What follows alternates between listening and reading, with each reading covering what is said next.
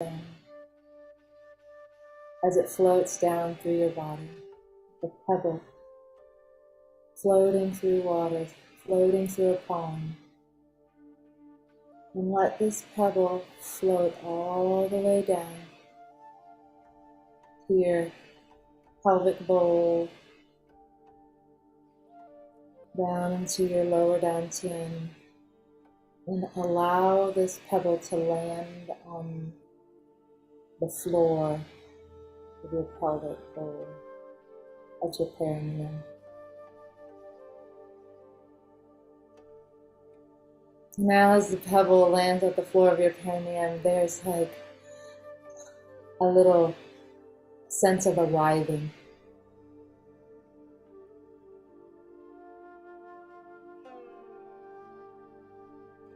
And as a Qigong practitioner, we start our practice with a bow, with emptying our cup.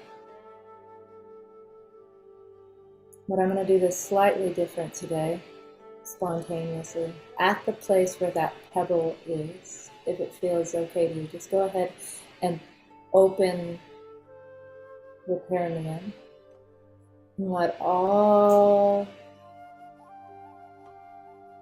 those thoughts, all those feelings, all that energy just pour down to the earth. So you become empty. You're emptying your cup down in your most yin.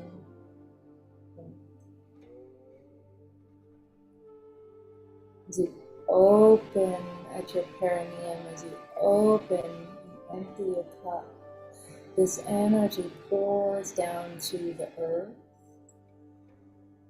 And the earth receives your energy. And this energy is such a gift to the earth because it's like a moisture.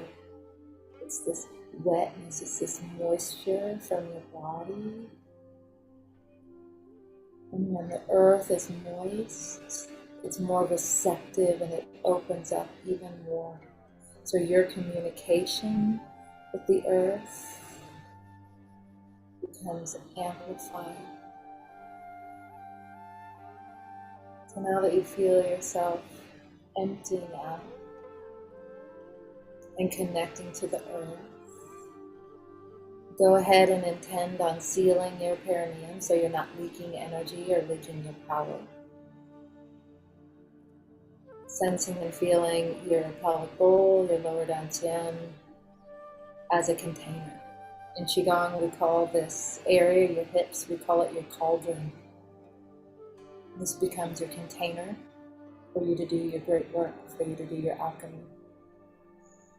So seal your container so that it is solid and it can take the heat, the intensity of all that you have to offer. And so now that you feel connected to the earth, you feel contained, now you can go ahead and bring your awareness, connect your awareness from this earth stable, balanced place and allow that energy now to just grow like a tree, like a plant, just grow up through your body, and you start to just activate and enliven you. As you become this tree, you can feel this energy rising up out through your arms, out through the palms of your hands, up through the tops of your head. And as it starts to go up through the top of your head, of course, we're connecting with the light, with the sun, with the cosmos. So you are rooted, you're expanded, and you're lifted. And then just simply from here, just feeling the light that's all around you, available to you, the starlight, the moonlight, the sunlight. And feel that light that's outside of you start to connect with the light that's inside of you by gently fluttering your eyes open just a little bit to let a little light in.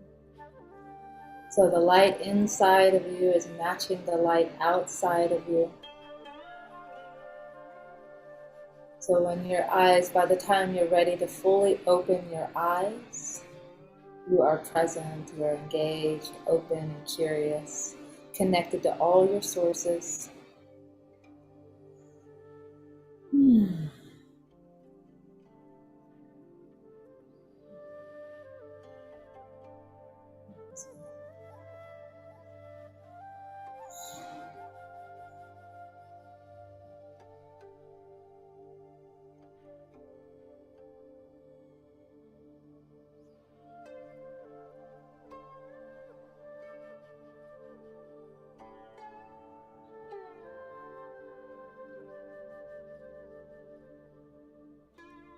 Beautiful. I see your light, all of your radiant light inside and out. Yes, so sincerely. I just wanted to share with you a little about Qigong and a little about Qigong for summer and about the earth element and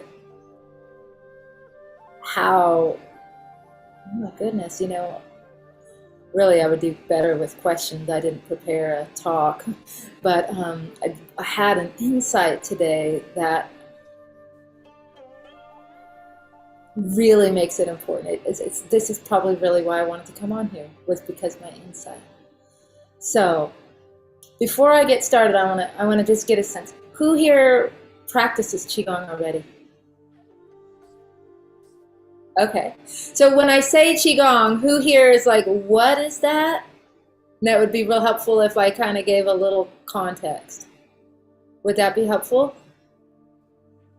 Okay. So let's just do a super brief. This is like, we're talking about like, what is Qigong? That's like asking, what is the Tao, right? The Tao that can be named is not the Tao, right? What is God, right? The one you're pointing to it all the time, you're living it, you're being it, but you're never 100%, right? So Qigong kind of fits in that, right? So it's an ancient art. It's coming from China, it's coming from Tibet. It's a shamanic art, right? And Qigong, and simply put, like the definition of Qi Gong. Qi means energy, life force energy, and Gong means work. Another word you might know is Gong Fu or Kung Fu, right? That is really associated to martial arts. Probably what happened was there was a person that was doing martial arts, and then an English speaker said, what is he doing? And then a Chinese speaker said, oh, Gong Fu, right? But Gong Fu doesn't have to be associated just to martial arts. Gong Fu means skillful work. So anything you do with an act of devotion that you are devoted to and you are skilled and you are refining and you're perfecting. So it could be your cooking, it could be your painting, it could be your teaching. So Gong Fu is your skillful devotional art. And a lot of people devote their art to their martial arts. So that's where Gong Fu came from. Qi Gong is this energy work, simply put. But there are thousands, like in the Yellow Emperor's Classic, which is a classic book written about Qigong, there are over 3,000 documented styles of Qigong. And so the style that I teach is like threads from multiple lineages. But Qigong, think of it as an embodiment practice. It's a way for you to be connected to all your sources. Why do trees live for thousands of years or hundreds of years even? Because they're always connected to the earth.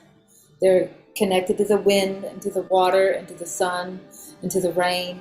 And they're connected to all their sources, and they know how to be resourcing, and they know how to exchange energy. Their very essence is an exchange of energy and a resource of energy. Qigong teaches us to be that way. So it's an embodiment practice. So it can be taught a lot of different ways. There's not one way when we're like, oh, I know Qigong, right?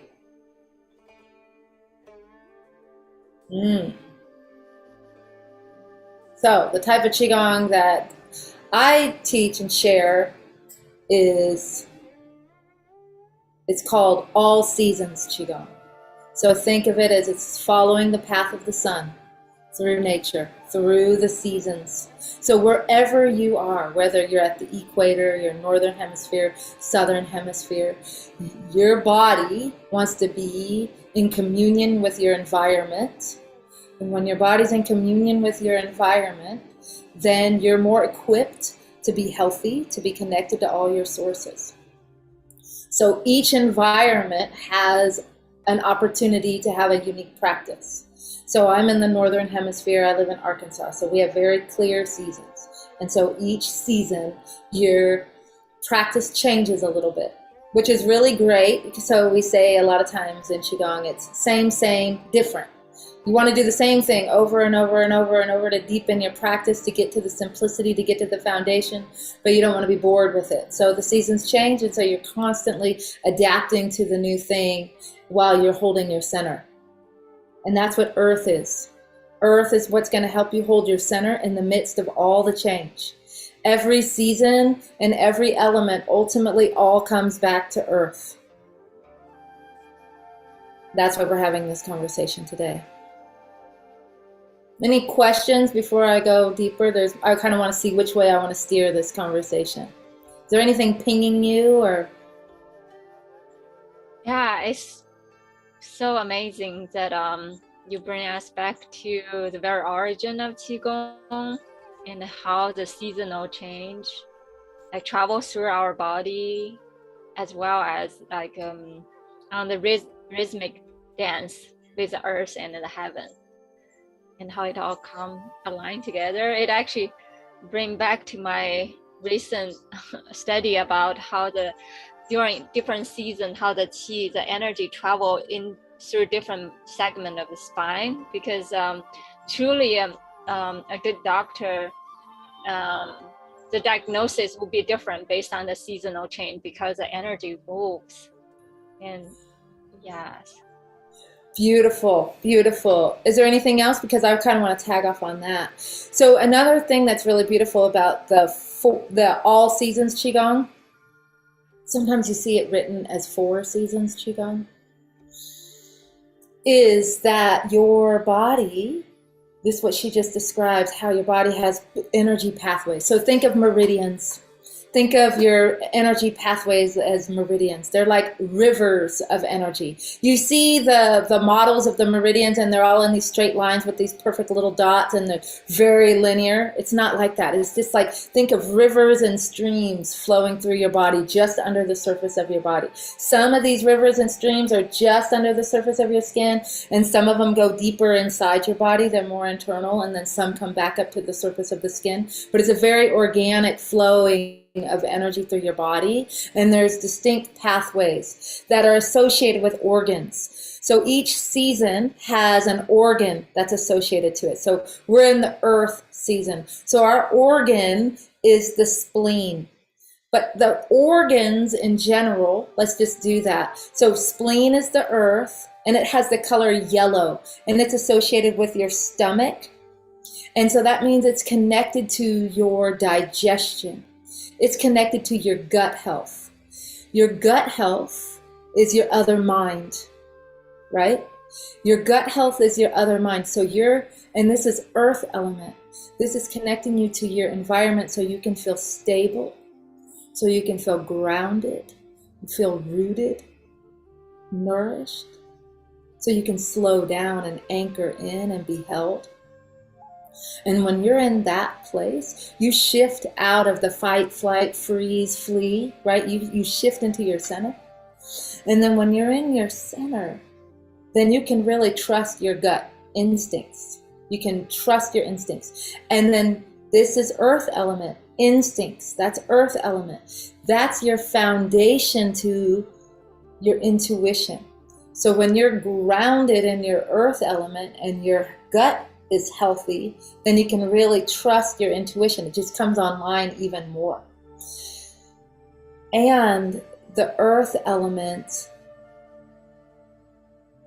like I said, is about deepening, slowing down, coming to your center. trusting your intuition. So it is associated with an animal, and that's the bear. And bears, they're very curious. They're very curious, playful, and they're big, and they have a presence. And they have an ability to be fully present in the moment and have a kind of a good time. And they love to eat. They eat and they eat and they eat and they eat because they need to gain this body fat because they're going to hibernate. So they like eat. So they love sharing meals. They love eating. The flavor, the spleen and the liver are paired organs. There's yin and yang organs. The spleen is yin, the stomach is yang. It opens to the mouth. So it wants you to enjoy sweet taste and flavors like honey. So in Qigong, we're cultivating this golden elixir, which is honey. And the bear will be really fully present in their senses. And then they store all these senses and they experience life through their senses. And when you're fully present, you're like, okay, where am I? That's the other part of Earth. We're often going through life and then we stop and like, where am I? Oh, I'm right here. Oh, I'm right here in my center. Oh, I'm right here in this present moment. That's Earth, right? I'm right here. Oh, how do I know I'm right here? I have all my senses. I can see, I can taste, I can hear, I can feel, I can touch the earth. I'm right here.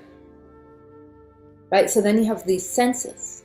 And so then what earth element does, what bear helps you do, is it helps you synthesize and digest all this experience. And it helps you digest all this experience into wisdom. So you harvest this experience through the earth element. You harvest the treasure of the experience. And then the bear, after it's harvested and collected and harvested, it goes into a deep state of dreaming. So it taps into this intuition realm and this deep state of dreaming that dreams whole other realms into being. That starts to go into the metaphysical way, but the bear is a dreamer. And so spleen 21 is an acupressure point. Daisy can know more about that and talk to us about that. But that spleen 21, when you rub it and you put myrrh essential oils on it and you really connect with your intention to remember your dreams, it's going to help you remember your dreams. And so in a way, it's helping you be anchored. Where am I in your dream? Where am I in my sleeping dream? Where am I in my waking dream? Where am I? I'm right here in my center. No matter what realm you're in, I'm right here in my center. The other cool thing about earth element, why it's really important for us to cultivate, is earth. Okay, a couple things about earth. I'm just going to not get too heady, but earth, technically, we have yin and yang, right? So the path, I don't have a symbol here in front of me, but think of, I'm going to just hold this up and just imagine this is a calendar and a yin yang symbol. I probably have one somewhere close to me, but I guess I don't. So here on the bottom, we're going to call this yin, right? This is yin, the most yin, bottom, dark. Most yin, bottom, dark. This is your perineum. This is wintertime. This is water. The color is dark blue or black. And so this yin, it starts to grow. This water, the water grows. And so what happens is the wood, the plants, the wood starts to draw the water up through its roots. So this starts to grow and expand, right? This becomes wood. This is spring.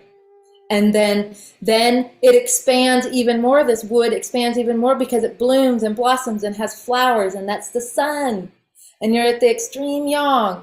And at the sun, you open yourself, you express yourself. This is where we just have been in our Qigong practice. The sun is all about full expression and passion, and it's very fiery.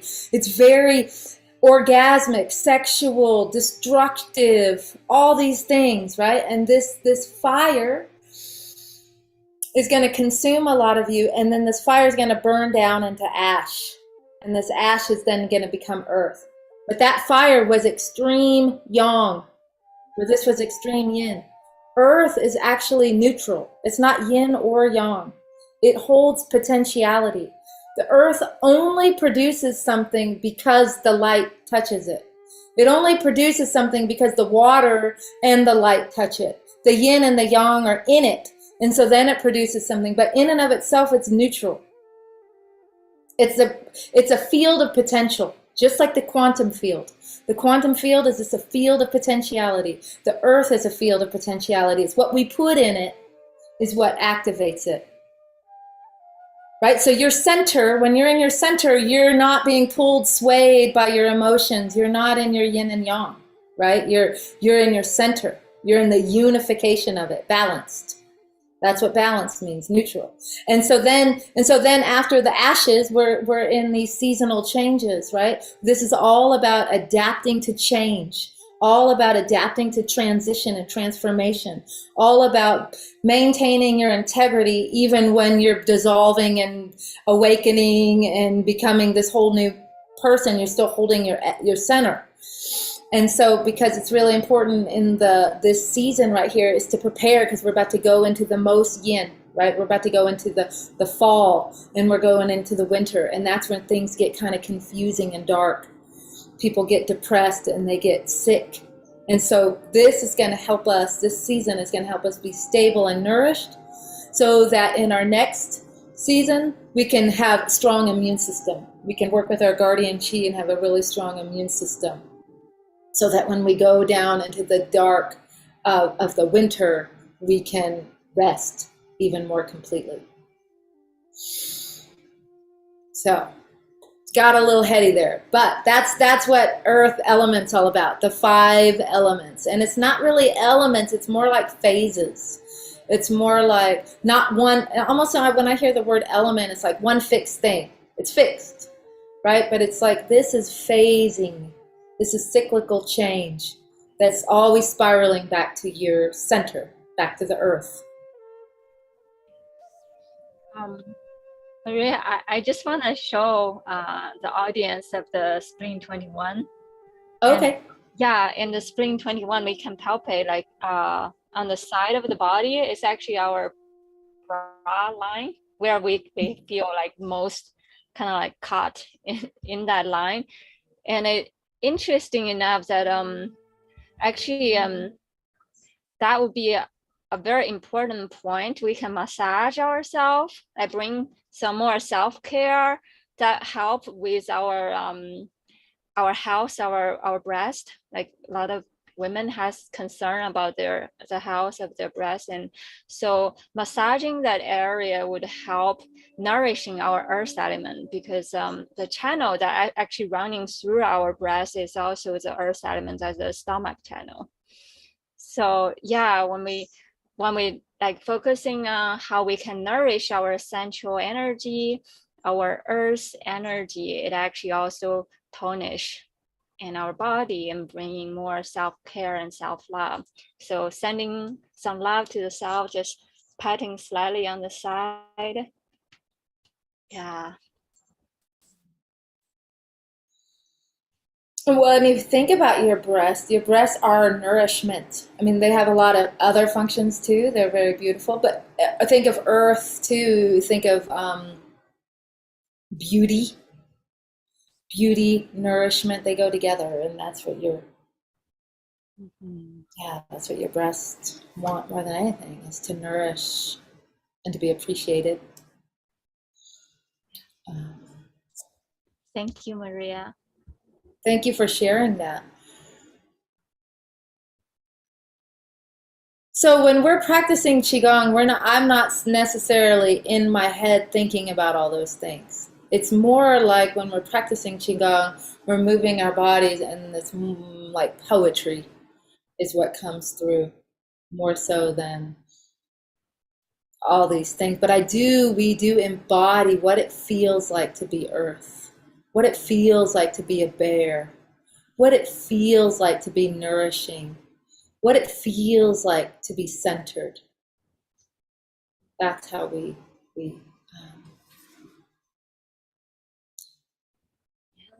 It's like when you talk about that earthly centered energy, that feeling this goddess presence, like the earthly mother, fertile and encompassing all and gave birth to all. That kind of beautiful energy. beautiful too, that encompassing all. Earth also is really great at encompassing all and then having healthy boundaries, right? So our Earth, our planet has healthy boundaries, or we would be like torn apart, right? So it has this healthy, it like comes to its center, right? So it has healthy boundaries, and it's our totality of, like, yes, we can move up, we can go on spaceships outside of our planet, but like it's the totality of our being. And you also use the word mother. So in each of these seasons, in each of these elements, in each of these phases, there are, like I said, there's organs and there's colors and there's animals. There's also archetypes. And the archetype associated with the earth you just described is the mother. And so another component about earth is, here we are, we're in a busy world. We got to hold it together. We got to have healthy boundaries. We got to be in our center. We got to hold this up. We feel like we have to have it together and hold together. And so earth kind of helps us be that, like be held together in our center. And it reminds us that even though we're holding it together, that we're held. So we don't have to be the only one holding it together. Actually, we kind of just come to our center and cohere ourselves in our center, and then from there we're held by earth. So it teaches us how to hold and how to be held at the same time. But my insight that came to me, that I was like, oh my goodness, why I think this season is so important. Well, because it's your center, and that's where we're coming to, and that seems in and of itself the most important thing. But I'm a midwife, right? So I'm no longer practicing births, but I've been to hundreds and hundreds of home births.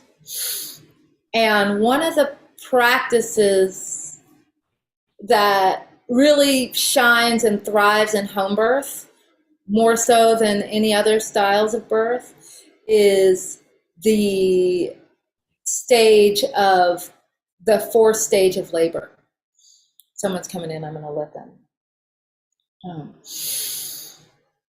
So just in general, when you're thinking about birth, you're like, oh, when a woman's in labor, anybody that's attending her, they know to like leave their stuff at the door and to just be receptive and attentive to her.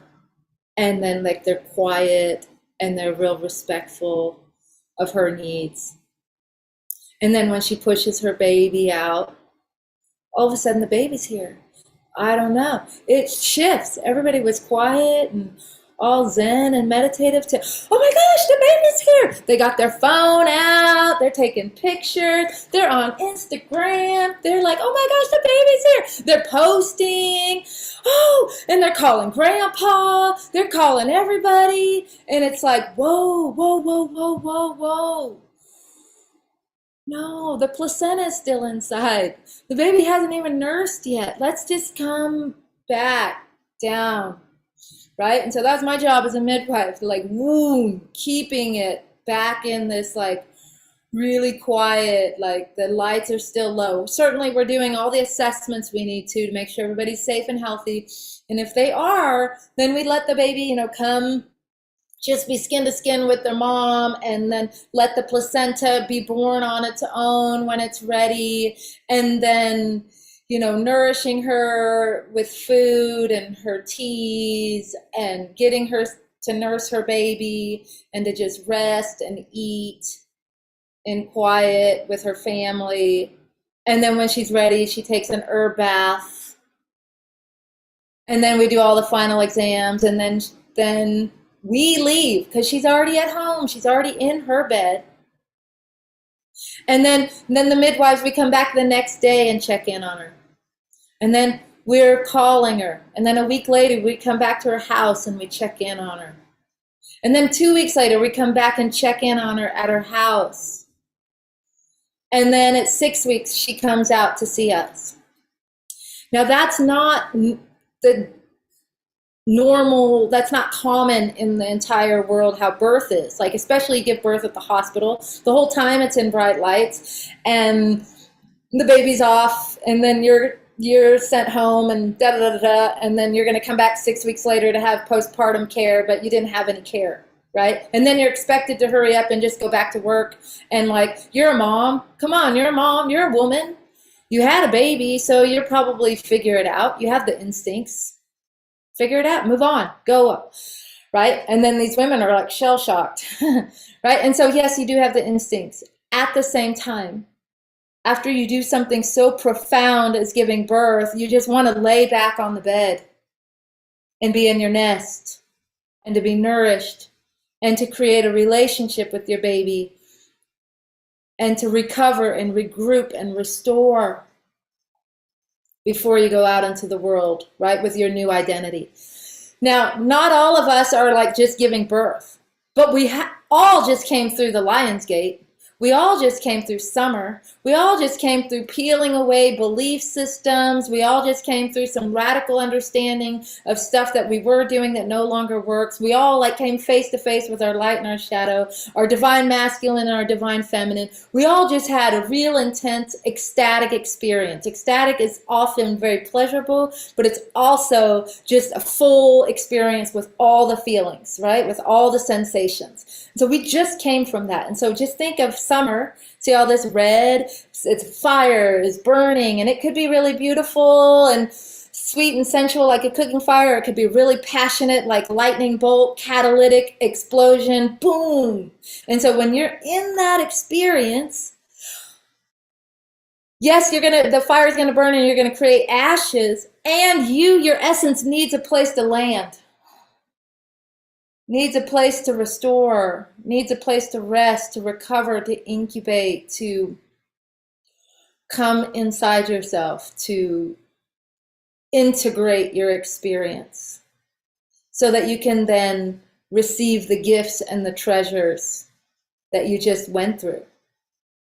But what happens traditionally, even with best intentions, you hear the 4 seasons, right? Winter, spring, summer, fall.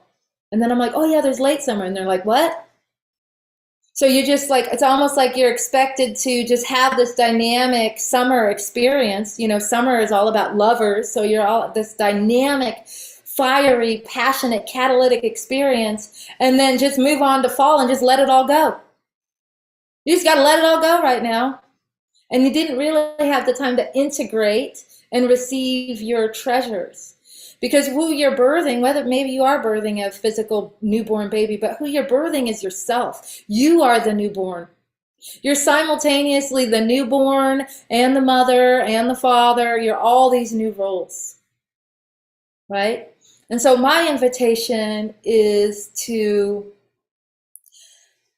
recognize you're in process. Haven't met a person in a long time that is not in a deep process. So recognize that you're in process, and then allow yourself the time to integrate with the process and to receive the treasures, to harvest the gifts from it. So that when it's time to fully let go again, every season offers a new opportunity to let go. Every exhale is another opportunity to let go. But autumn is a big one. Right? It's a big time to let go so that you can be fully nourished before you go into the time of deep release and letting go. Maria, we have some really good comments from the audience. Okay. Is it okay I share? Perfect. Yeah, there's actually, because there's some delay I saw from Wendy. She said, in your earlier comments about spleen, she mentioned also spleen is also associated with menstrual cycle. And also she also mentioned about earth. Earth is about being able to mother self and ability to receive mothering nourishment. And then she also commented on your home birth. She said, yes, for home birth, so beautiful and supporting of women to honor this rite of passage. So profound. Yes, for the nest and to be held and nourished. Thank you for this important work, Maria. Thank you. Thank you. Yeah, she understands earth element. Did you say the name was Wendy? Yeah, Wendy Phyllis. Oh, so yeah, she's classic, holds the archetype of earth, right? She holds the archetype of mother and of earth. And so I'm singing her song, right? What I'm describing is I'm describing her. I would like to create a quiz, in the priestess presence they have what type of leadership style are you? What priestess style are you? Are you an edge walker? That's what I am. Are you an ecstatic? You one that feels everything? I kind of am that too. Are you a mystic that sits in the silence, that can tap into other realms in the psychic realm? Are you the mother, the great mother? What's the other one? There's one more. The challenger. Dun. Are you the sword bearer challenger? Right? Yeah. The initiator, right? And so how those are all archetypes, right? And then they influence how we show up in the world as feminine leaders. So I would like to create the quiz of what's your Qigong archetype? Are you the pioneer, the one that's always out there on the edge, looking for ways to grow and ways to share, and you're kind of gonna be the first one to win? You're gonna get there. Are you the alchemist that is completely organized, very much in order, and are need to know lots of details and a lot of facts, and you hold truth to be truth above all truth? Truth is where it is. Are you the mother, the one that nourishes and cares and provides? What is your archetype? Right? And so I'm working on that. I don't have that done, but I can invite you in to experience the archetype of the mother and experience the earth element through embodied practice. And so maybe, unless there's not any questions, maybe now we could practice a bit. Yeah, I just want to tap into one more thing. Is it okay? Sure, Absolutely. Earlier you mentioned about the home birthing process, how the natural birth would be when the placenta come out, give the baby the chance to reabsorb that earth element come from placenta, which is kind of like what we call the pre-heaven qi. But a lot of the modern days medical practice, they cut it right away, and so baby doesn't really have the chance to reabsorb the stem cell that's naturally burst out of placenta. So it's almost like there's a yearning of getting that little bit because there's some kind of trauma unnaturally created. So for me, I felt part of me is through years and years trying to come back home where it's not tangible, but can be palpable through the inner work, can feel back into that place. So yes, and okay, you're talking about pre-heaven qi, post-heaven qi, and the desire to come back home. And we're also had a little bit of a conversation about where did Qigong come from? That it's a shamanic practice, ancient Taoist practice. People lived in nature, so they just practiced and observed nature, and then they created all these healing modalities, right? So there is a continuation of ancient, and then there is a little bit of where we live in a modern world. So you're talking about pre-heaven qi. That's called Jing qi. So there's Jing, qi, and Shen. And this one word, Jing, represents massive amounts of things. Qi represents massive amounts of things, and Shen represents massive amounts of things. To just distill it down, Jing is the most distilled down. This is your essence. So how Wendy described, oh, spleen has to do with menstruation, and we're talking about birth, and we're talking about the archetype of the mother. Jing Qi is your pre-heavenly Qi. That means it's the Qi from your mother and your father, the genetics. When those two people came together, the sperm and egg came together, they grew you. And then you grew from your belly button, from the inside of your belly button, and you grew, and then the cells divided out, right? And then you grew into this whole being from your belly button. And when we find our center in our body, our physical body, we always describe it, it's you go to your belly button, go in, and then go down about an inch or two, and you'll find your center. That's your physical center. That's your Dantian. So your Jing Qi, your essence Qi, the Qi that you had before you were born, is pre-heavenly Qi. And then you're born. And then you're born. And then we did that whole scenario. In a home birth, you are, in most home births, you're born, and let's just you're the baby now all of a sudden, I suppose. And so your cord is pulsating. Inside this cord is this liquid Wharton's jelly, and it is pulsating. Why this is important is I just want to take one step back. For a baby that's in utero, the baby's body, the cord, and the placenta is one closed circuit. All the blood in the baby's body, in the cord, and in the placenta all belong to the baby. The mother has her own circulation. The maternal circulation and fetal circulation meet at the placenta. The placenta is the guardian, the gatekeeper, the protector, the nourisher, right? And so all the oxygen and all the nutrients go to the placenta. The placenta carries it to the baby. All the waste from the baby goes to the placenta and carries it to the mom. The mom circulates it. Why is this important? This is important because the blood in the placenta, the blood in the cord belong to the baby, and they contain Jing Qi, pre-heavenly Qi. That's irreplaceable. It only exists in this form. So when you're born and you're allowed to have the cord pulsate and you're allowed to have the placenta be born, then the placenta has released itself. It's done. It's complete. That means you, the baby, received all of your Jing Qi, right?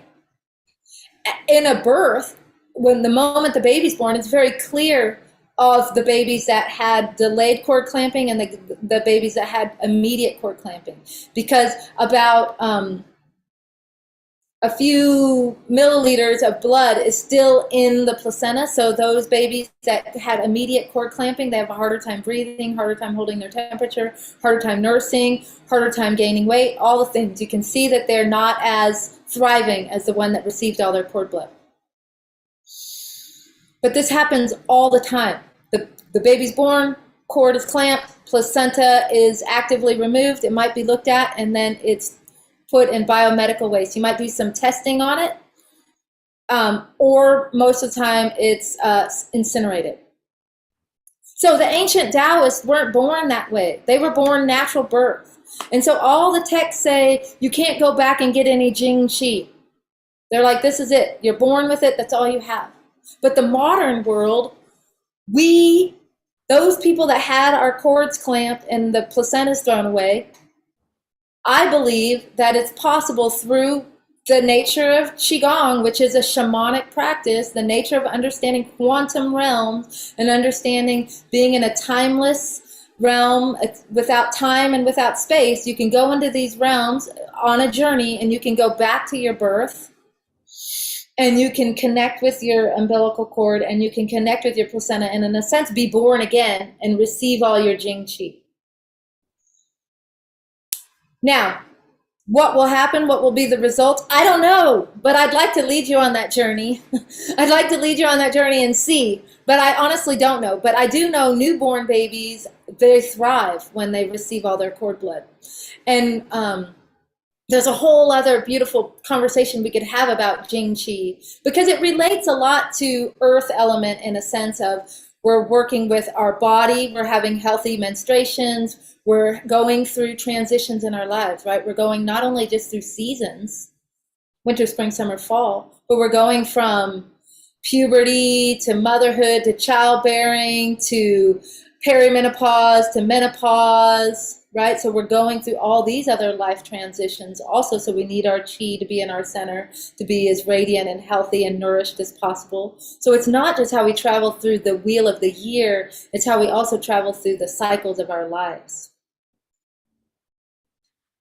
That's so beautiful, Maria. As you're describing the loop as a baby was born through the placenta, the cord, like a loop circle. What I'm seeing is what I'm weaving when I practice Qigong is almost like I'm weaving this quantum field in a circle.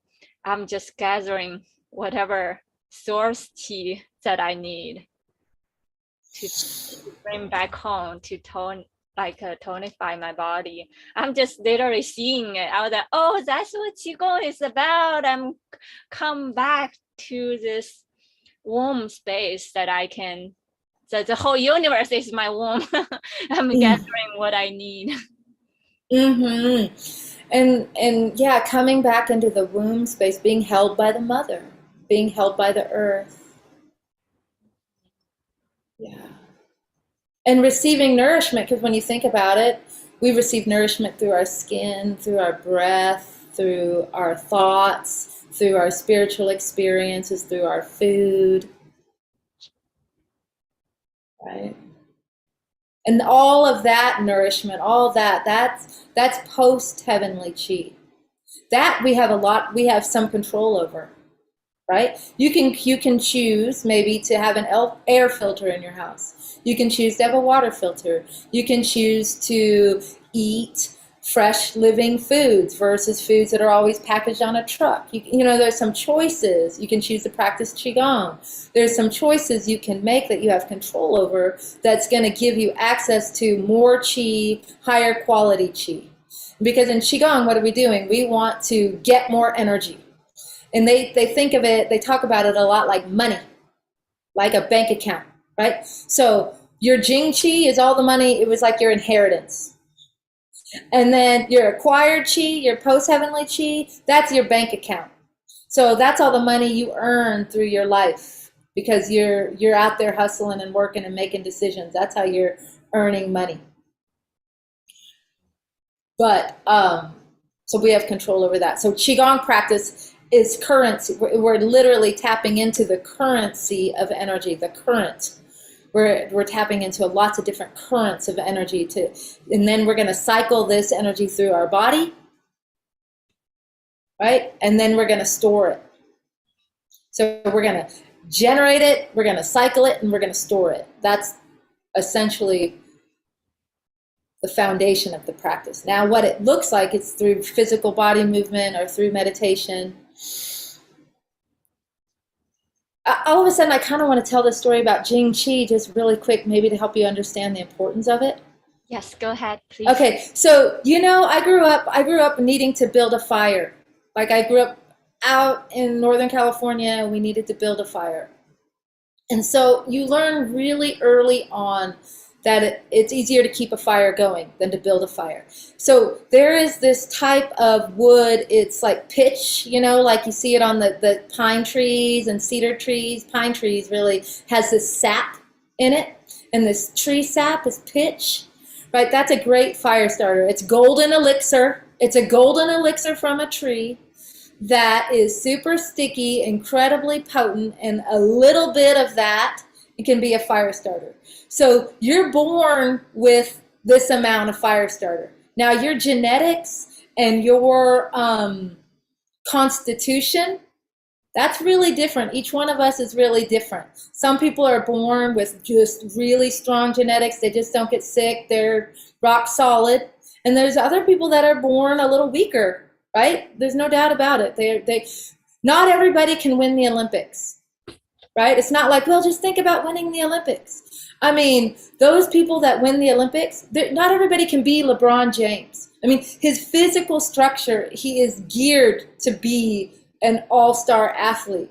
I cannot just think positive and play basketball and be an all-star athlete, right? That's not in my genetics, right? I can be good at something else, but it's not in my genetics, right? So he was born with a bigger chunk of Jing Qi, right, than maybe I was, right? Because I had sickness when I was a kid. Those people that are born, they don't have that much Jing Qi, they tend to seek out healing. They are the ones that are looking to the herbs, they're looking to the plants, they're looking to the crystals, they're looking to any way to like make their life better because they need the energy. Those people that are born with good solid Jing Qi, they don't care about Qigong, they don't need it. They're fine, they don't need it. Whereas we, the people that were born with less Jing Qi, we need it. So we sought it out intuitively. But I want to go back to that pitch, that little piece of stick wood. Now, if I'm going to start a fire and I'm going to shave off a piece of that stick wood, each time I only have so much. So each time I start a fire, I need to shave off and more of that stick wood to make my fire. That starts to become expensive for me.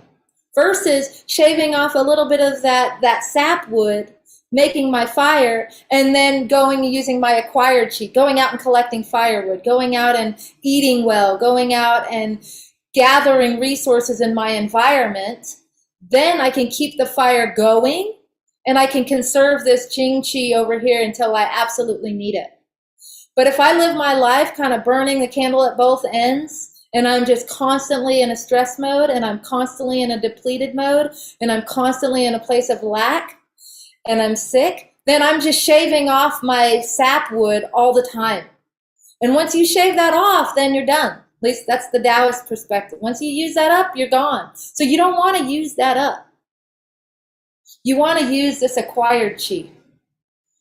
So that's why I think it's really essential as parents now, when you're giving birth and you're making choices for your children, don't clamp and cut the cord. Give them that little opportunity to get that as much Jing Qi as possible, not just for that moment. As a midwife, I didn't understand the long-term perspective that I understand now as a Qigong practitioner. Even though I was a Qigong practitioner then, I knew how important it was, so I just made sure it was possible. But now that is a choice that parents can now make that will actually not just improve the well-being of their baby in the moment, but for their whole life.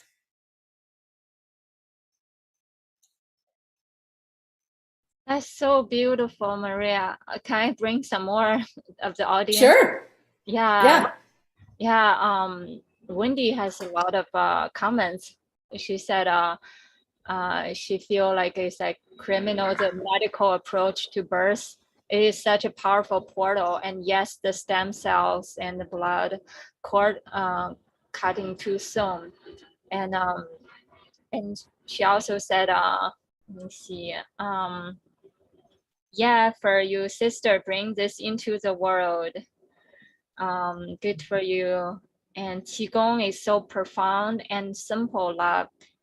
And thank you, Maria, for this important conversation. Let's get this out further to the field. And I also saw Taylor, and she said, love this rich conversation. Thank you so much, Maria. And thank you. Also when you said, yes, the cycles that you're mentioning, and yeah. Right. And then I see you here, Elizabeth, you're asking, is there a particular way that this practice does healing work, as in healing the body physically? So, okay, so thank you for bringing that up, Elizabeth. Two things I want to say. We came in talking about earth energy, which is very practical, grounded energy, right? And in that situation, and here in a minute, we're about to do an earth energy practice in our body, right? And so we can tap into what it feels like. We also kind of went out into the cosmos for a moment, and we went into pre-heavenly Qi, which is a little bit of an esoteric thing, right? And so what I was describing is to go back to the Jing Qi. That is talking about shamanic journey. So that's esoteric. And so what we would do in that way, it was I would lead you through a guided journey to do that. And we would do that as a group, and I wouldn't lead everybody back to their specific birth. I would take us all into a new birth and a water birth, and it would just be a new birth experience. And then that way I can hold you all at one time rather than trying to go back to everybody's and healing the trauma of their birth stories. But let's come back home, back to our center, and practice the physical movement for the earth. There's multiple physical movements for the earth. We're just going to do one today. And I see you, Daisy. You want to say something? One more thing that you tied the knots earlier. You mentioned about the myrrh. I think you were talking about the reason, right? The essential oil in myrrh, which is perfect because you're mentioning about burning the wood and the resin, right, of the wood. And which is also myrrh, like you mentioned, it's almost like perfect metaphor, which is the golden elixir. That's the essence of our body. How we can compare it with that, the tree resin and or essential oil in myrrh. How we just feeling into that elixir that we're born with.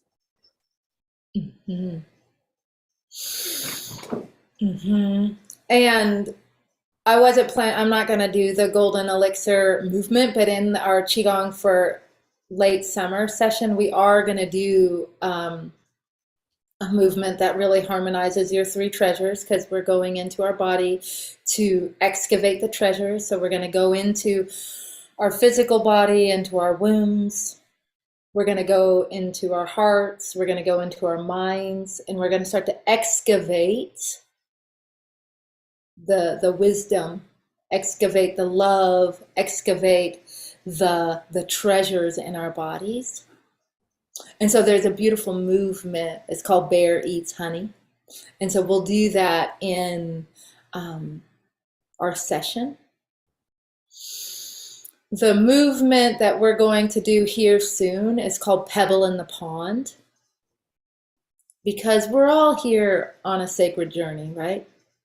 We're all here knowing that our presence, when we're fully present, is an act of love, right? When we're fully in our center, and we're connected to our body, connected to the earth, then our heart just opens, right? And our mind becomes clear, and we become attuned to the frequencies, right? And we become a portal of life and of magic. And that's what your womb is. Your womb is a portal of life. It's a place for love, and it's a place for life and creation. And we're connecting to earth, which is fertile and holds all of creation. And when we're in that space, we flourish, right? We just rise to the occasion. That's another beautiful thing about Earth, which is kind of interesting. Yes, it has gravity, and so it pulls it down. Everything pulls down, right? Gravity is always on us. At the same time, a healthy, vibrant Earth energy in your spleen gives buoyancy to you. So like it helps hold up your pelvic floor so you don't have prolapse. It helps hold up your organs so you're in alignment, right? So you're not saggy, right? Even though gravity's on you, you're in the structure, and the structure of Earth is holding you in alignment. And so when you're in alignment, you transmit a message, right? You're very flourishing. And when you're in your center, you're just transmitting. And so this pebble in the pond movement is all about that, because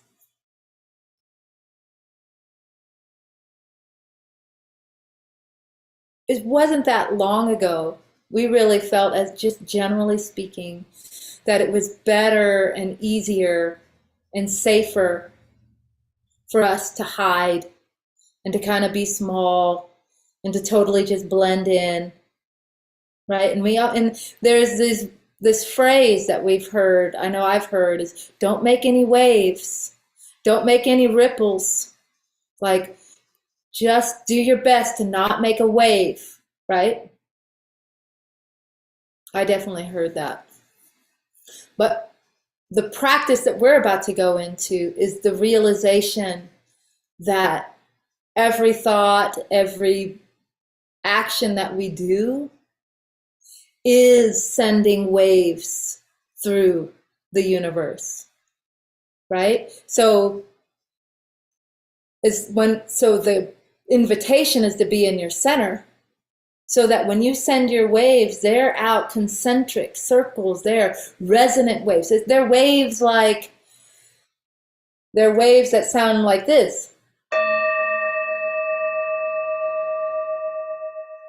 There's concentric waves going out, right? I made that sound, right? First is a wave that might sound like,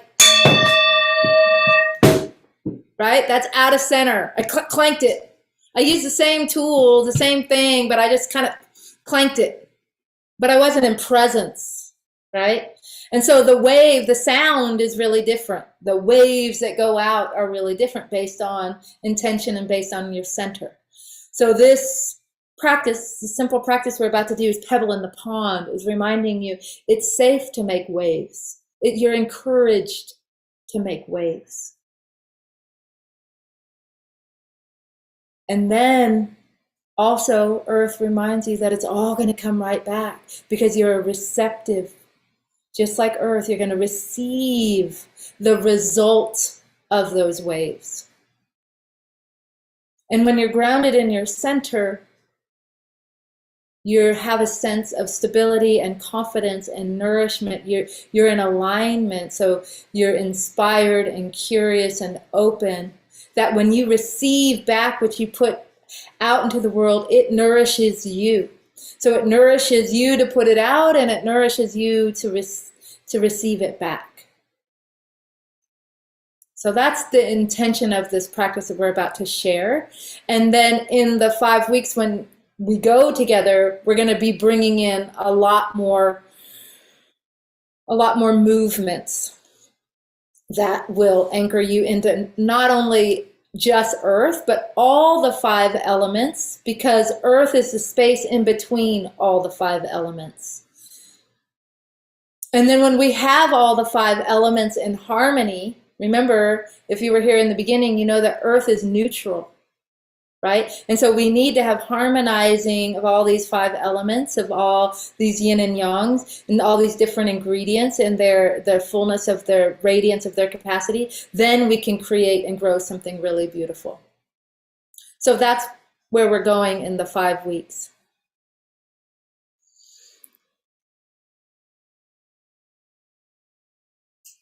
Are we ready to do a practice, a standing practice? You can be seated or you can be standing. We'll just do this for a few moments, right? When you do this on your own, you'll want to do it a good long time. You kind of want to get yourself into a trance, into the flow of it. And granted, here's the other thing, I'm giving you full disclosure. I've said this before, throughout all the elements, they go back to Earth, right? So when I teach and share a Qigong session, I don't start with the Earth, right? I end in the Earth, right? Because everything just comes to the Earth. That's how I close it. So for you, I'm sharing with you a movement that I just want you to know that when you do it now, it's normally preceded by multiple movements. And I'm going to say one more thing and then we'll stand up. Qigong, what makes it so powerful is how simple it is.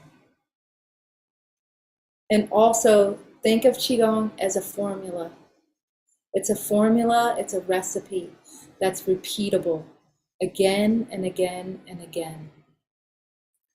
So when you're in a longer session and you're practicing for an hour, and then you finally get to the earth and that stabilizing sensation, that's very profound.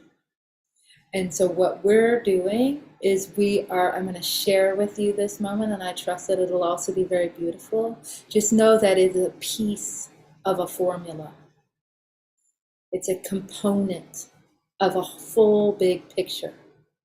Okay, so what you're experiencing is like there's a full buffet in front of you, and I'm giving you a bite of one piece that's on the full buffet, right? And know that there's so much more to it. Okay? So I'm going to have a sip of water. Hey! I can see. It says, hey, Marie, this is Kaylee. I was watching live on Facebook, then realized I sent... Oh well. So Kaylee's here. Welcome. Let's have a sip of water. And why it's so important to have a sip of water, A, is hydration. Think about earth for a moment. Just embody in your mind just what soil feels like. Right? And when there's soil that's dry and compacted, it'd be really hard to, or depleted, kind of worn out, washed out, bleached out from the sun, it's not been tended to, then it's really hard to plant a seed in there. It's really hard to even get in there. It's all compacted. But then have a sip of water.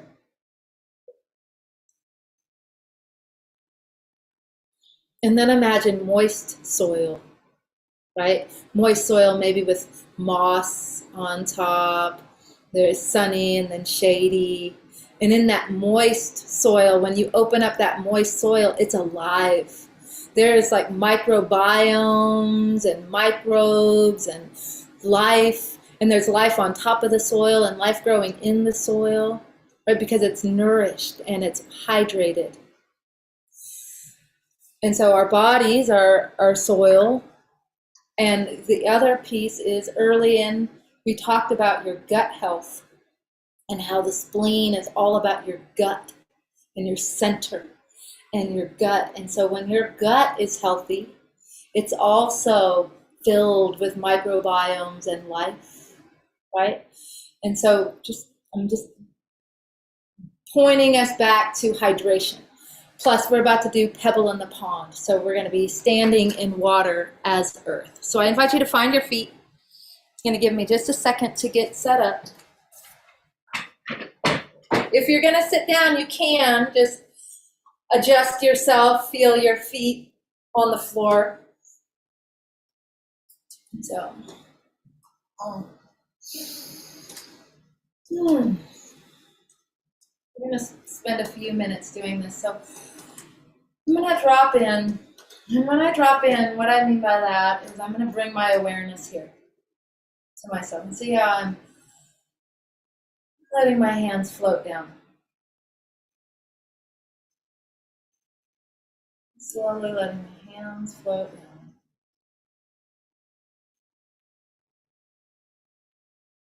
Feeling myself arriving in this present moment. And I tend to softly close my eyes. And now I invite you to anchor yourself here by gently breathing in and out. And as you do, you might notice a gentle rocking or swaying on your feet. You might rock toward your heels and toward your toes. So you're feeling your feet on the floor.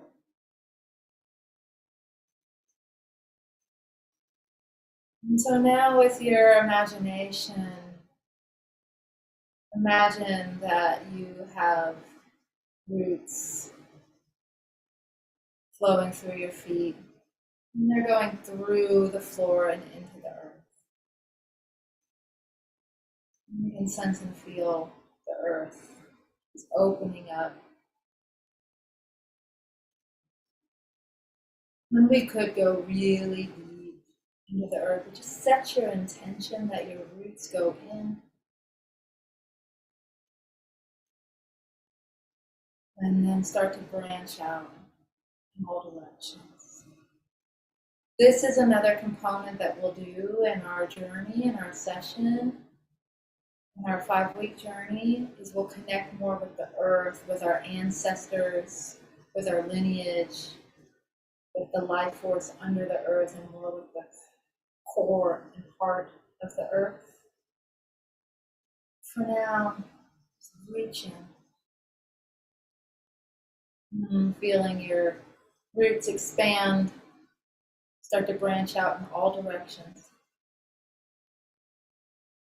And since we are practicing together, go ahead and let your roots connect with the other beings, the other people in our circle and our practice today, so we can synchronize and learn together and amplify each other's practice.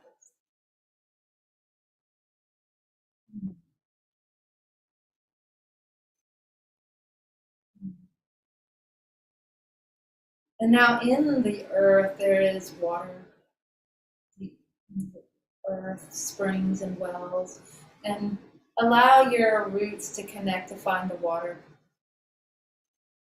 And in the Qigong generating cycle, the water goes into the roots of the branches. So with your imagination, go ahead and sip up this water up through your roots.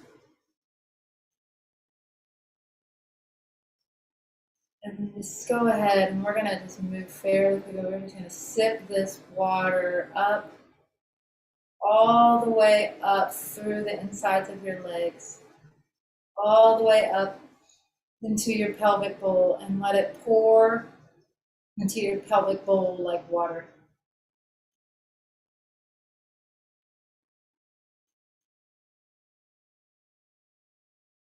And so we're gonna sort of shift a little of our imagination. Your pelvic bowl, your hips, your pelvis.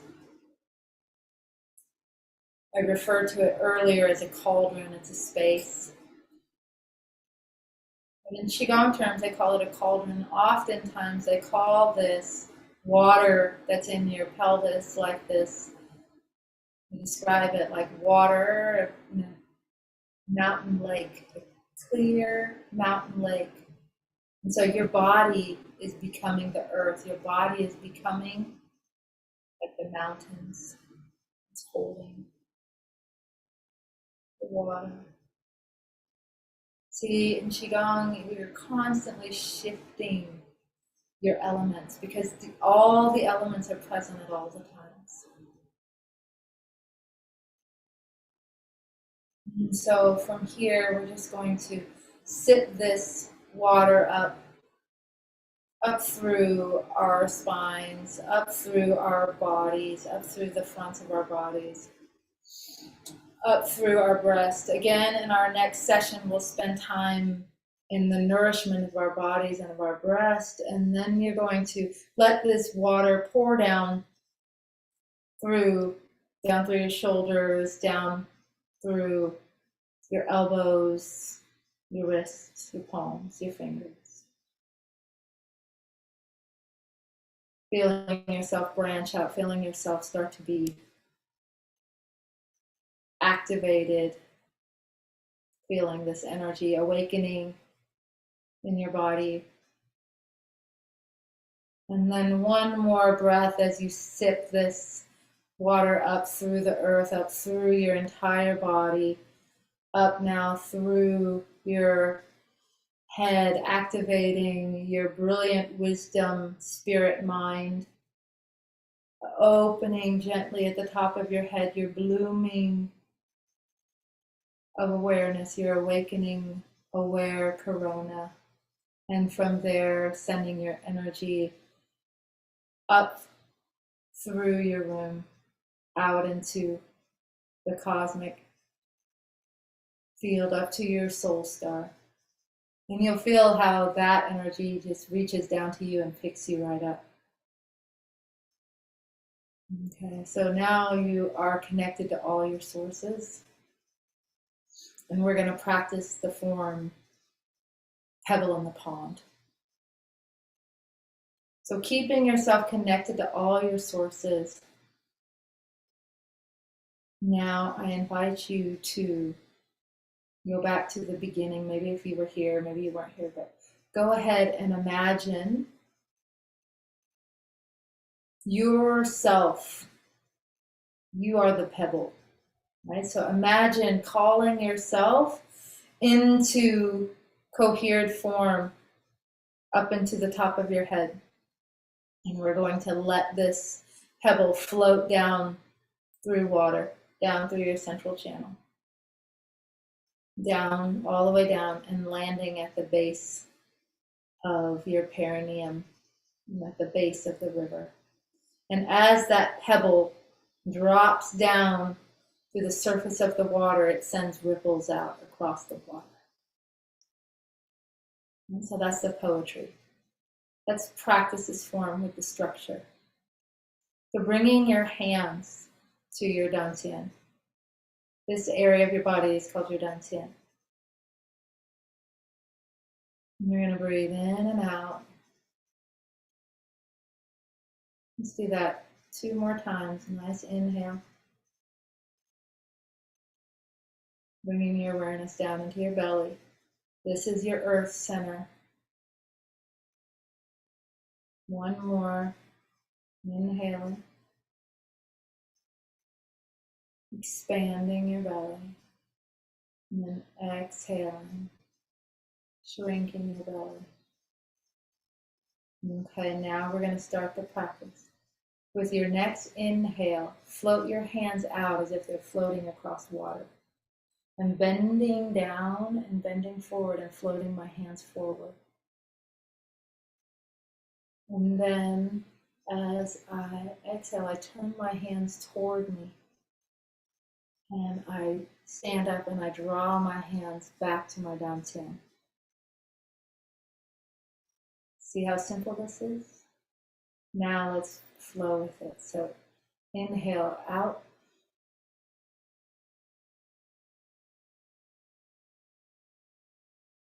Exhale, draw it back in.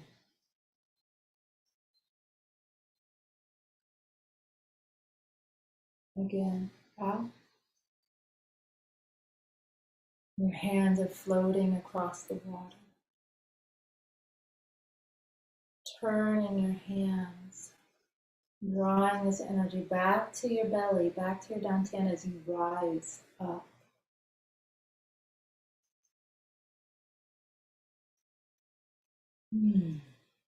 Floating out. These are all your actions. These are all your thoughts. These are all your words. You're sending ripples across the water. You are speaking and sharing your truth. You're aware that you're creating ripples. But since you're aware you're creating ripples, and you're aware that you're receiving the result of those ripples, you become a steward of your energy. You drop into your center. You connect with the earth. You nourish yourself.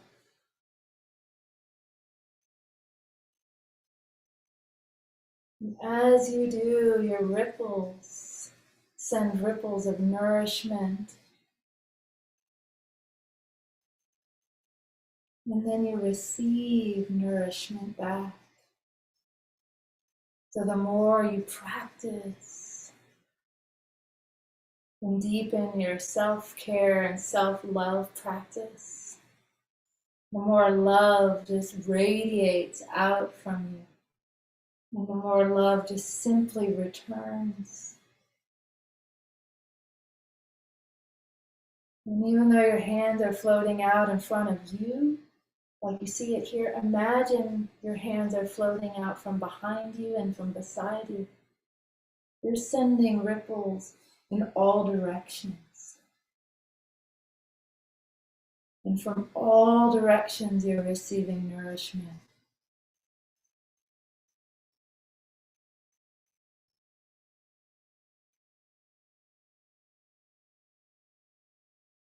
One thing is, we're in process. We're not always in a state of unconditional love. We're not always in a state of feeling balanced and peaceful. That's what earth element is. Earth element is a peacemaker. Oh, it makes me think of licorice. Earth element is a peacemaker, sweet peacemaker. But we're not always embodying that, right? And so sometimes we send ripples out into the world, right? Jealousy and anger. But fortunately, those ripples are dense. And so they go out of you. They radiate out from you, no doubt. And you'll receive the results of that. But fortunately, those waves don't travel very far. The waves of compassion, unconditional love, peace, joy, bliss. Those are high frequency waves that can travel across time and space. They travel very far.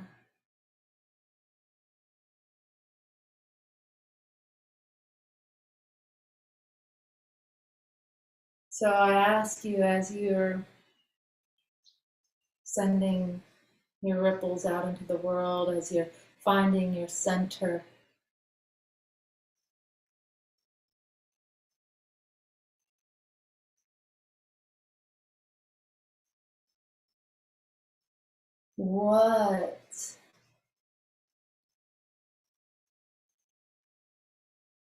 what's real for you? What are you actually sending out?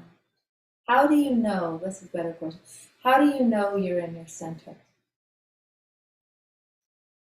That's the question I'm dropping in. How do you know you're in your center?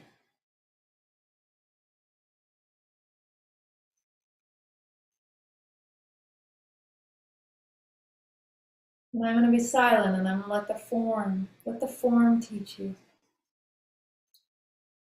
Practicing with your breath. Inquiry. How do I know when I'm in my center?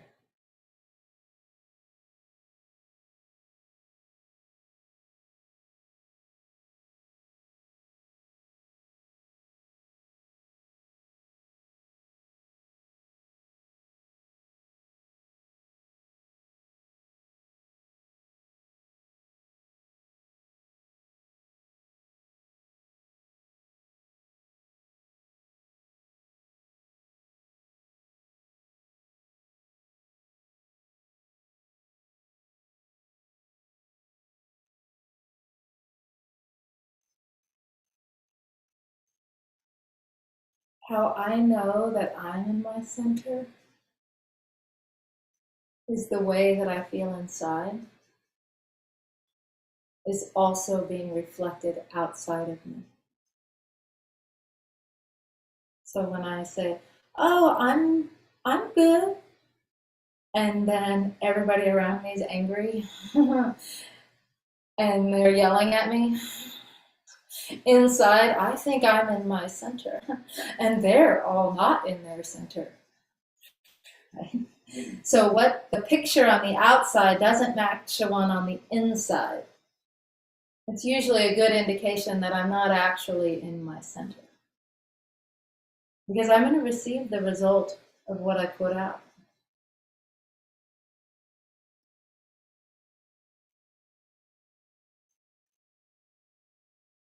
You know the difference between a Qigong master and everybody else?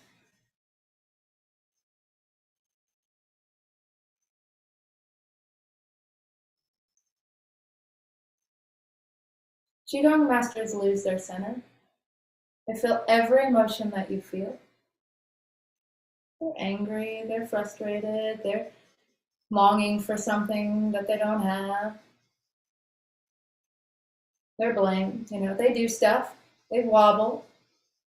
The only difference between her, Qigong master, and us is she recognizes really quickly when she's off her center. And she knows how to get back to it quicker and how to stay there longer. She's practiced the skills.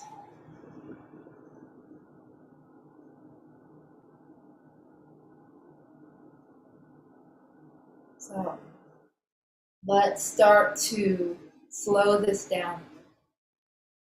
And as you slow this down, I want you to move even slower. Feeling your hands floating across the water, feeling your feet on the earth, feeling yourself receiving the nourishment into your belly button. This is birth here, this is primordial. You receive so much nourishment through that portal.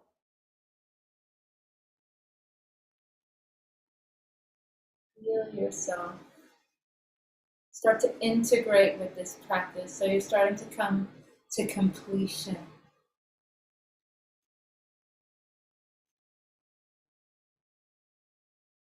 One more time.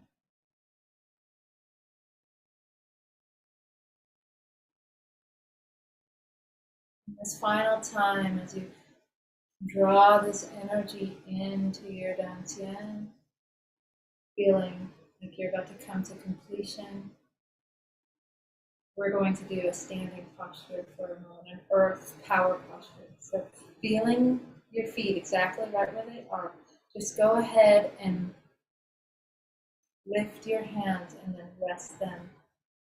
I rest mine at the waist, like as if they're resting on the surface of water, just right where my hands naturally rest.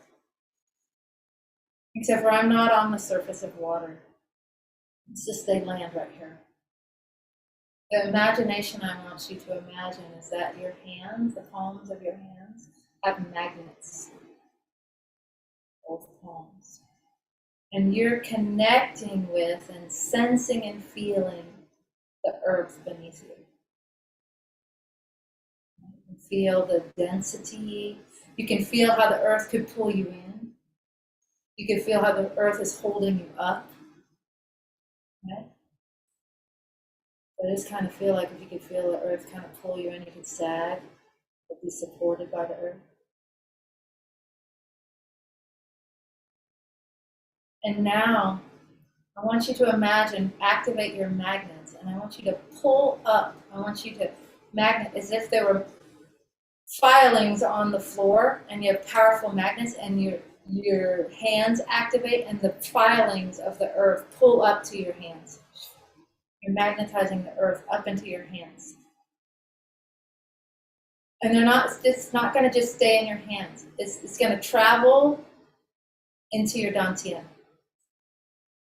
So you're going to draw it up, like sip it up, draw it up, and then it's going to travel through these qi pathways, and it's going to condense into your dantian.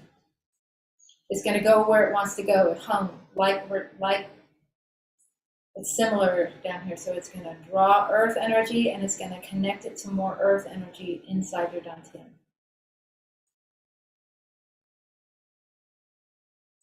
Just be here. If you don't feel something right away, that's okay. Just imagine. If it did feel like that, what would it feel like?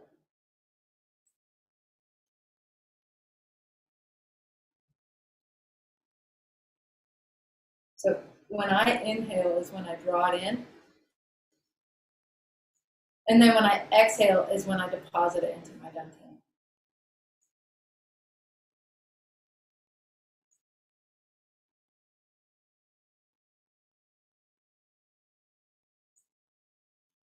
So a few more breaths. Let the earth hold you up. That's another thing. We always think we have to do it all. The earth teaches us, no, we don't have to do it all. Let the earth hold you. Let the energy of the structure of the earth just hold you. Now you're just standing here. It's not requiring that much effort. The earth is holding you.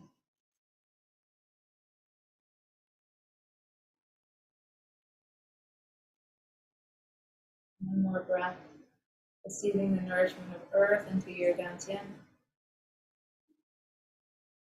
And now go ahead and bring, it doesn't really matter, just whatever way feels the most natural to you. A lot of people say for women, left hand on your dantian and right hand covering it. whatever is the natural way. But bring your hands to your dantian. Bring your mind back here,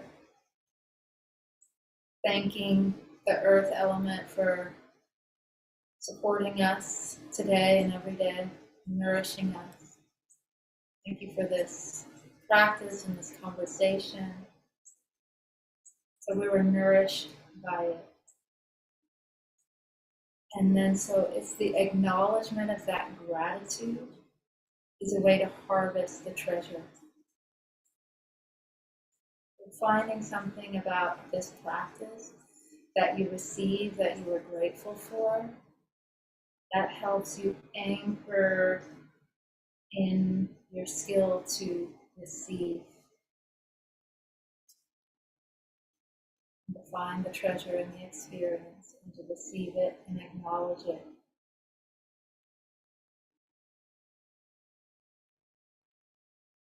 Beautiful. And so now we're going to bow out. Right? We're going to close this practice. I'm going to do this. Let's do this 3 times, pulling down the heavens. So you're going to reach up. And as you reach up, you're just simply reaching up and then exhaling. And as your hands float down, gravity is doing all the work. Your shoulders are dropping, and then your elbows,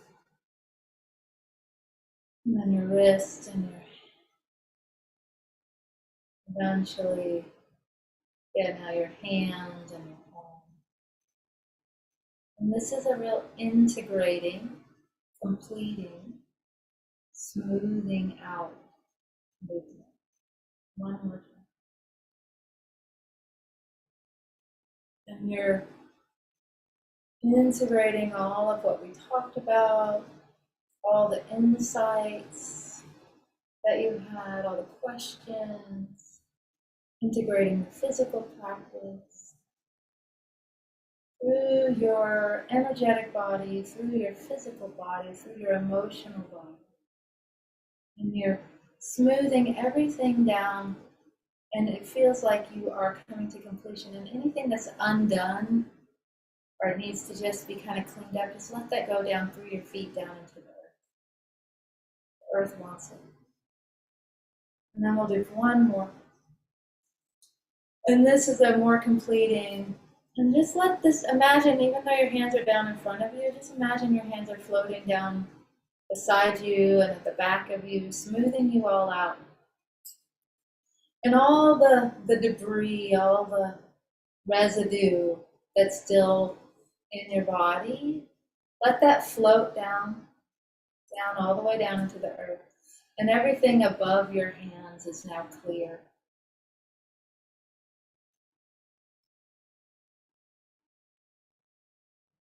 And feel this energy just going down into the earth. And it's nice because I always see it as water, and so you're moisturizing the earth. The earth loves that. And so now we'll bow out, bringing your feet together. Your left hand makes a fist. I said your left hand. I saw myself on the screen with that. It's not what you're doing. It's your right hand. Your yang hand, right? This is your yang hand. This is the one that can rise to the occasion. This is the light. This is your protector. This is the fire.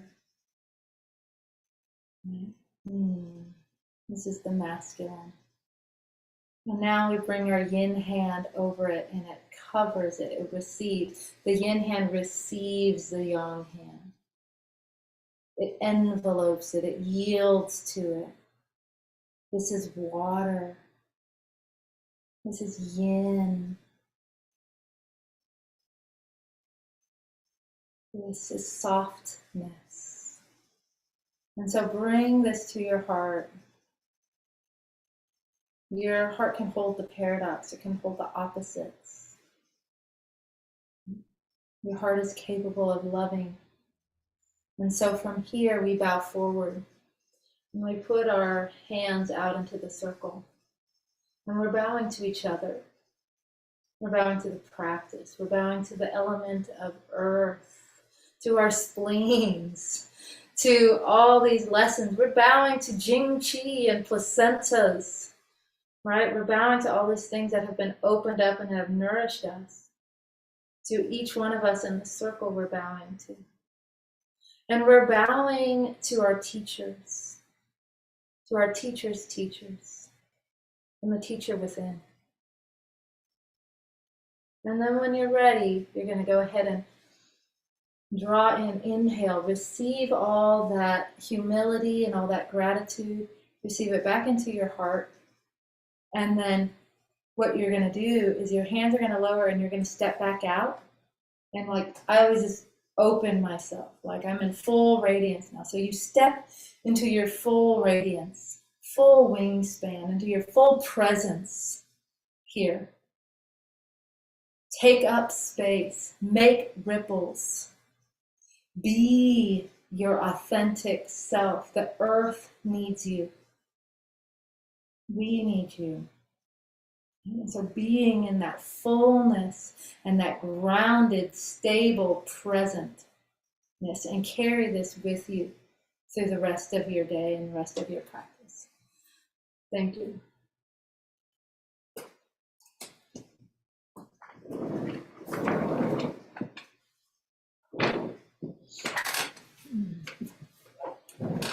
And when we're in our Qigong sessions, we've been doing that for about an hour. So generally we're not really able to talk. And so we utilize this time to journal. So if you'd like to, if there was any insight or anything that came to you, if you wanted to write it down, you certainly can. And then I would also invite you to just be with the integration. That's what earth is. This is, see, we're done, so we're going to go to the next thing. But be in earth right here and just integrate.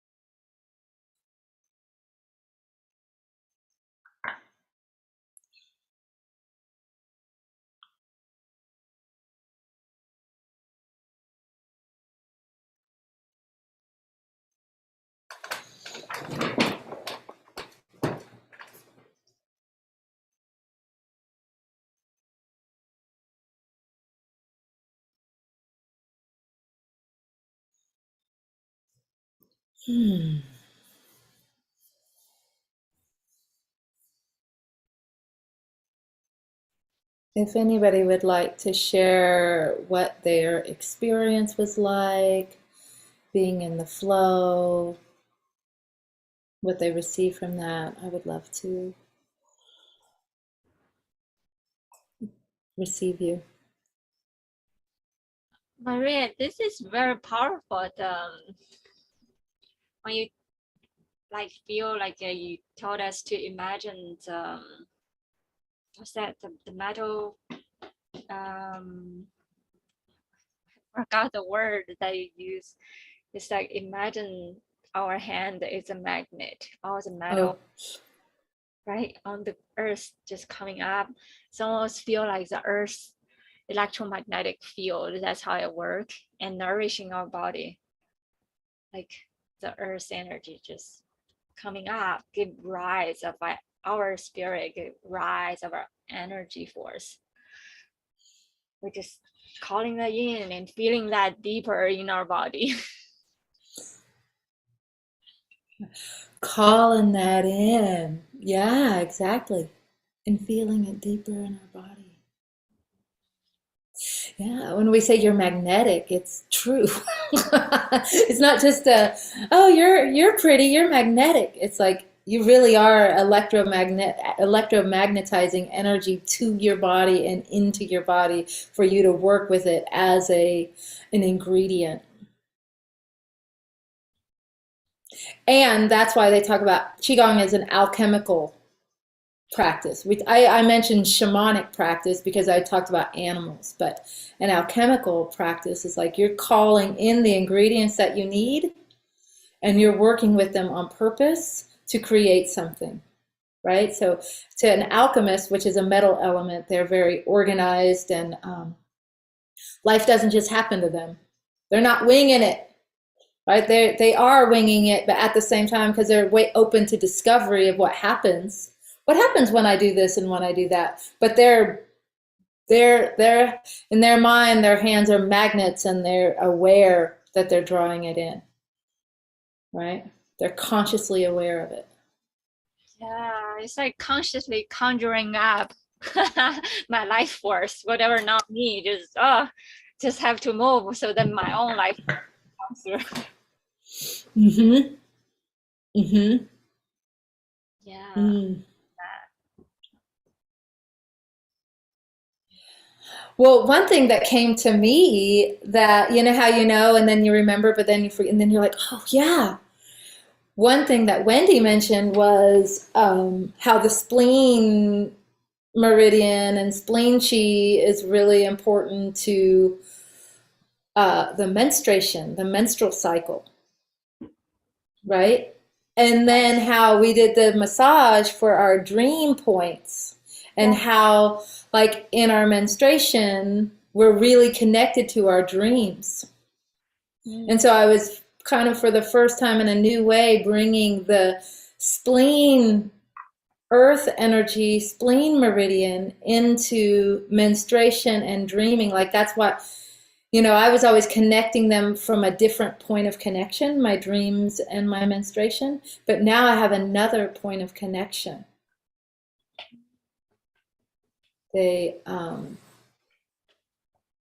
through this meridian, you can connect to your womb and your dreams. It is. It's so interesting because that point, I never thought about that point, how it's connecting with all the our ribs. Our ribs on the side look like spider web. It's like weaving our dreams, right? And that point is a Chinese name is called the Big Mong, like the shape like this womb space, and also like the shape of pyramid. I mean, kind of the name of it. It's almost like it giving birth to this life force, which is we are cultivating within our body, which is what we are weaving and continuation of weaving our dreams into becoming, into being and manifesting. The Weaver Dreamer.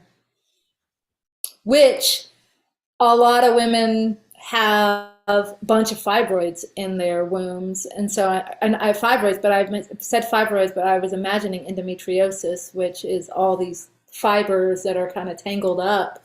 And so now all of a sudden I'm wondering how that is interplayed. Yeah. That's just another question all of a sudden that just opened up. Yeah, it is the earth channels, right? It's all connected. Like connecting with here, when there's stagnation here, it also manifested as down below. Mm-hmm. Mm-hmm. And so I see something in the chat. What is it? And connection to the bear medicine, dreams, exactly. To the bear medicine and dreams. And we're in our journey that we're about to go on in this 5-week journey. We're going to, embody the bear. And I might not take you through the entire form, although the form is pretty short and it's one of these 5 animals. I think it's probably the easiest one. So maybe I will. But I'm going to at least share with you this really potent movement of the bear form, and it really elicits. Remember when I was like, earth element is all about being here. How do I know I'm here? Why I activate all my senses and I can tell that I'm here. Knowing that's just one way of connecting with reality. There's a lot more to it, but I can be present in this moment when I'm here. And so we connect with our senses and we become this bear. And then we start to push. We're put a lot like what we just did. We rippled out. We pushed a tree branch. We connect to a tree. And we push this branch, and you can really feel yourself like with all your body, like pushing. And the amount of force that you push forward is the amount of force that comes back. So you can't just push the branch or it's going to smack you and knock you over. You can't just throw things around. You can't just throw your energy around. You have to be a steward of your energy. So, and have a sense of control and understanding. So when you push it, you have to be willing to receive. You can't just go pushing people around without being willing to receive. Because when in this form, when you push it and you're willing to receive, then it comes back and you receive it and you work with it and you give it and then you receive it as you're willing. But if you're not willing, you push it and then you get all beat up because you're pushing people around and you're like, why are you hitting me? Well, because you're pushing and you're not willing to receive. So it shows you another way of how to wield power.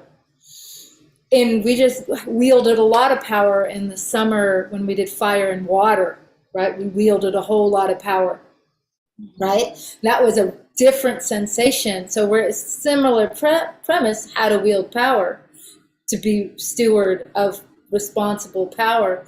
But it's a very different form. It's a very different way to work with it. Yeah, so.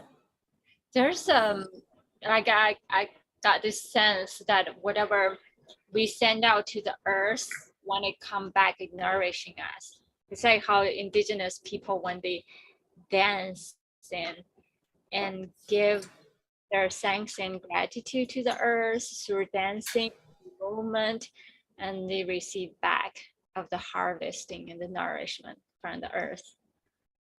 Yeah, this continues and receiving. Yeah, exactly, because they're connected to the earth, so they know it. It's those of us that we're disconnected. We're like, I have this bright light on and we're in front of the computers and, like we have this artificial, I grew up with firewood, right? But now I just push a button. It doesn't matter the temperature, it can always be 70 degrees, right? And so those indigenous people lived with nature, so they had a whole different, deep understanding. That's why we're learning from them.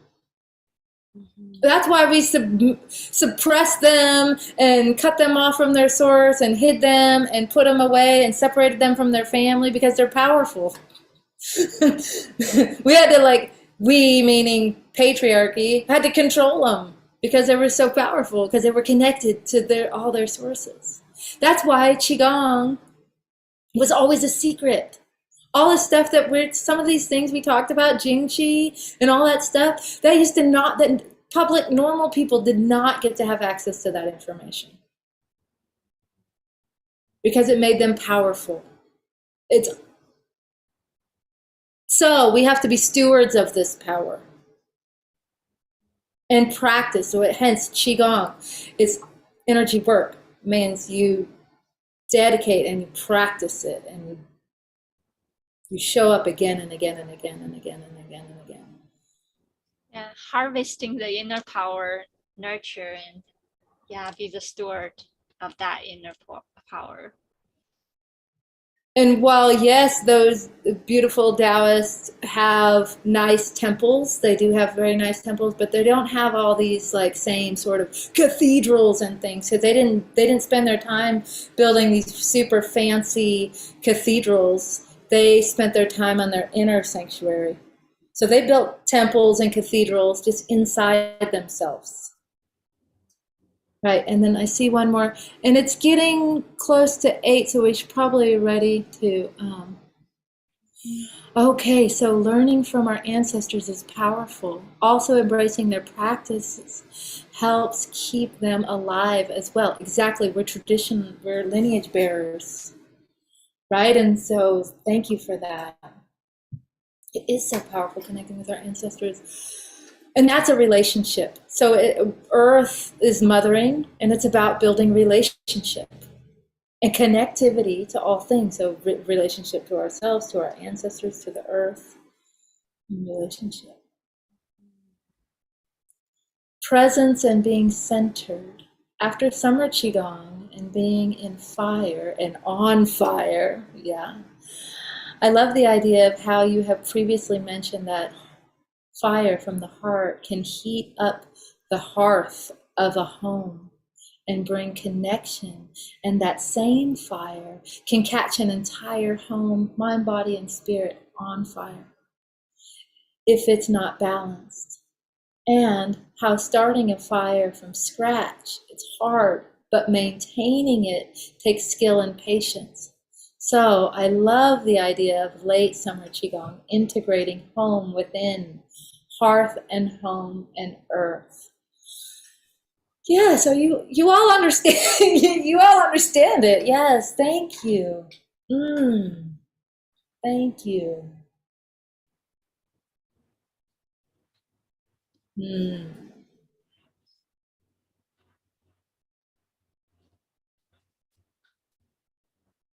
mm.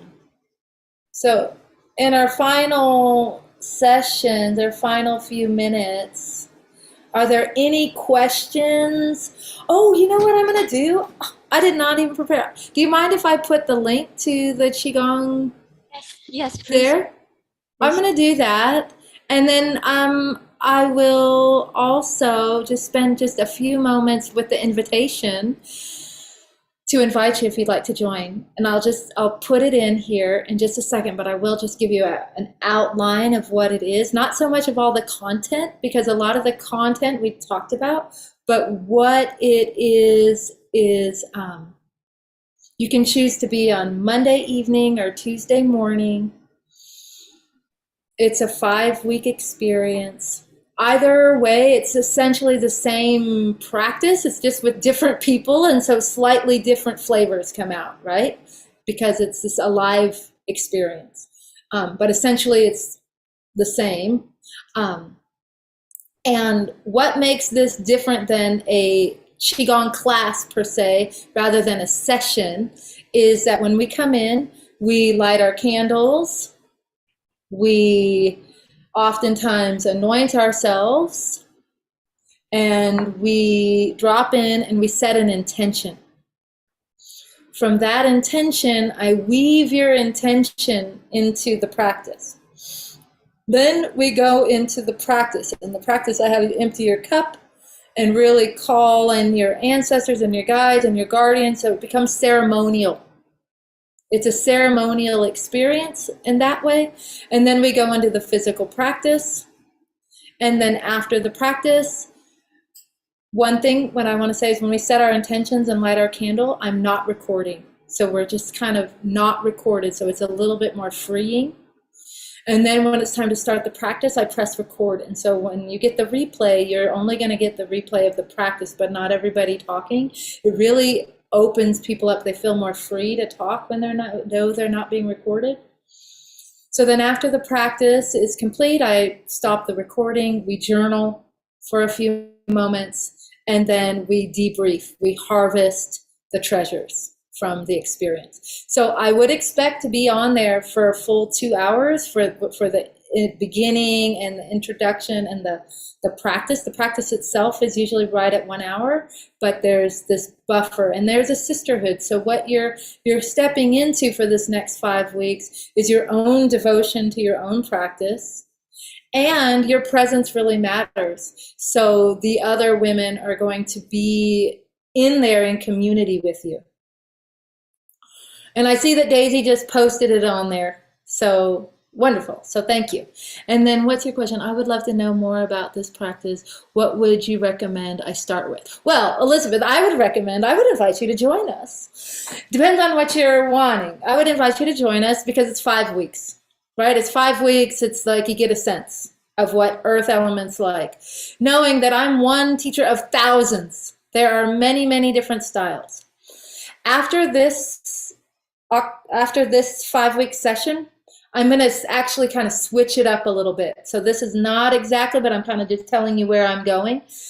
In October, I'm going to take people on a deep dive where we're in that circle, where we're in that ceremonial space.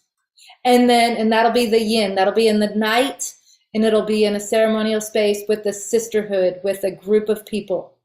And then in the day, the next day on Tuesday, it's going to be just the practice. I'm not going to have so much ceremony, so it's going to be just the practice. So that'll happen in October. So that'll happen in about 5 or 7 weeks from now.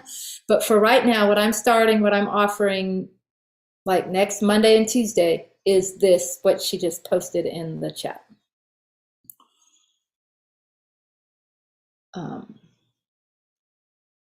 But I guess also, though, truth be told, if I were to want to just get started and I didn't want to sign up for something, but I just kind of wanted to know, like look around, I would go on YouTube and I would be like, and I've done this, YouTube, late summer Qigong.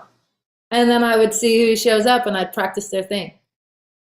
But that's why what I do is different than just watching a YouTube video. That's why I hold you in a container with sisterhood, with intention, with leading you on a journey, because yes, you will get the replay, but you're also receiving so much more than just watching a video, even though watching a video is really amazing too.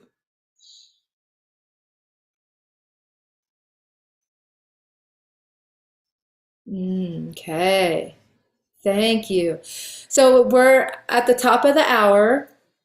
Are there any more questions or anything that anybody would like to process before we bow out?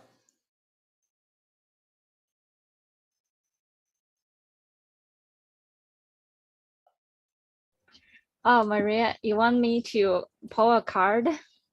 Yes, please. And I was going to do one too. I didn't know because I didn't show it on the recording, so I didn't know if I was going to share it. But let's see, there's one comment here too. Let's see.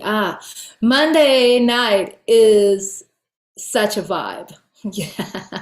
I hope you can all be there. It's gorgeous and enriching experience, and the sisterhood and this practice is medicinal. I have to hop off, but I hope to see you all there.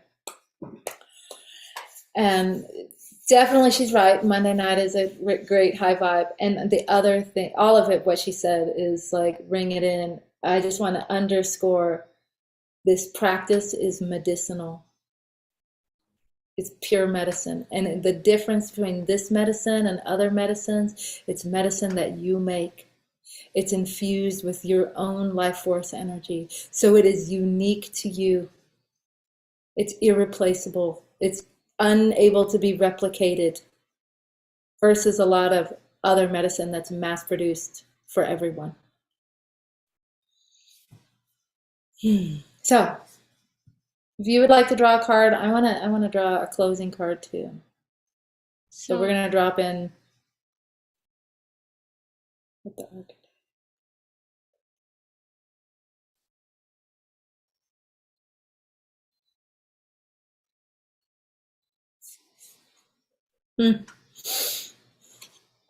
So the card I pulled to close is catalyze, lightning, awakening, active.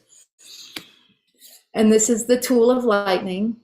And it says transform, ignite, reveal, burn away, awaken.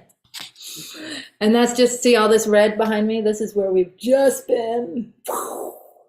And that's perfect. And the card that came before, we chose a card in the beginning, was attune.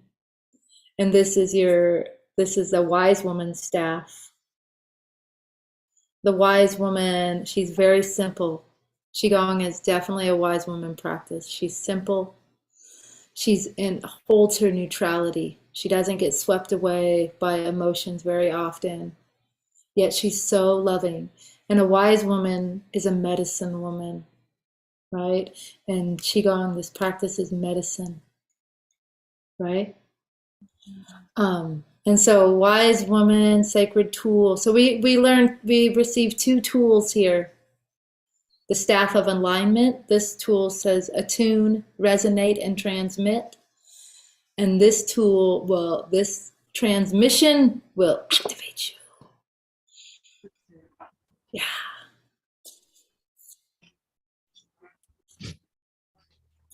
And I'm seeing your comment here, Elizabeth, about being sick and being knocked down in many ways. So I totally, I saw you with the, taking care of yourself. And so I'm sending you like a lot of earth love and energy so you can feel recuperated and rested and restored. Mm, beautiful. Thank you.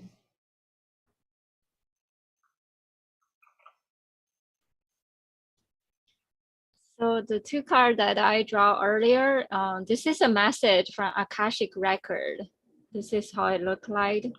And I'll read the message on top of it. It said, in your hearts, many are aware of the trifold flames of love, wisdom, and power. What many forget is that the three are united at the base. The three are united. Jing, Qi, and Shen are united at the base. Mm. Don't you love it? I mean, of course, we're attuned to the frequencies of the oracles being like spot on. And isn't that cool? Yeah. Mm. Yeah. This card also comes with an activation. So it's telling you to do a deep breathing in and breathe out. When we breathing up, we hear the words light wisdom. And when we breathe out, we hear the word calm. So it's like that wisdom, calm. Mm. Mm. Beautiful. And this card kind of like in a similar metaphor. It was so interesting because I was doing kayaking earlier and my partner was telling me look in the water. It looked exactly like this from inside the water. It has a light coming out. It's like reminding us the light come from the base, the deep at the bottom of the water. Mm. Beautiful. And that's our inner light. Yeah. Mm. Mm. That radiance. Mm. Mm. I feel so good right now. Peaceful. Me too. And I feel like, oh, the beauty of the practice. And I feel in a lot of ways, just honestly, the word is blessed to get to share this with all of you and to live it in my own body. Like, oh, and now I chose this. We chose to be in these bodies. We chose to be here. Yeah.